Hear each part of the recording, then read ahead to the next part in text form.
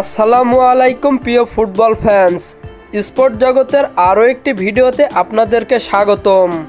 September মাসের FIFA উইন্ডোতের বিশ্বকাপ বাছাই পর্বের শেষ ম্যাচ খেলতে মাঠে নেমেছিল বর্তমান বিশ্ব চ্যাম্পিয়ন আর্জেন্টিনা, যেখানে 2026 বিশ্বকাপ বাছাই পর্বে নিজেদের শেষ ম্যাচে ইকুয়েডরের বিপক্ষে মাঠে নেমেছিল আর্জেন্টিনা।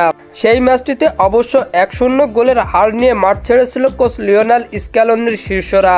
এই ম্যাচটির হারের মধ্য দিয়ে 2026 বিশ্বকাপ বাছাই পর্বে শেষ করেছিল আর্জেন্টিনা। এই ম্যাচটির পর আর কোনো ম্যাচ খেলতে মাঠে নামেনি আর্জেন্টিনা। এবার আবারও দারুণ প্রীতি ম্যাচে মাঠে নামছে আর্জেন্টিনা। আজকে এই ভিডিওতে আলোচনা করব আর্জেন্টিনার আগামীকালকের ম্যাচটি কিভাবে দেখবেন মোবাইল থেকে। তাই জানতে হলে মূল ভিডিওটুকু না টেনে সম্পূর্ণই দেখতে থাকুন আপনারা।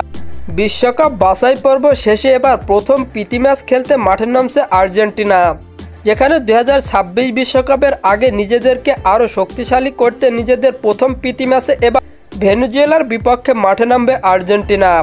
বর্তমানে ফিফা র্যাঙ্কিংয়ে 1870 পয়েন্ট নিয়ে ফিফা র্যাঙ্কিংয়ে 2 ধাপ পিছিয়ে তৃতীয় স্থানে রয়েছে আর্জেন্টিনা। অন্যদিকে 1465 পয়েন্ট নিয়ে ফিফা র্যাঙ্কিংয়ের 49তম স্থানে রয়েছে ভেনেজুয়েলা। আর্জেন্টিনা ও ভেনেজুয়েলার শেষ 5টি ম্যাচের পরিসংখ্যান করলে দেখা যায় 3টিতে জয়, 1টিতে ড্র ও 1টি ম্যাচ হেরেছে আর্জেন্টিনা।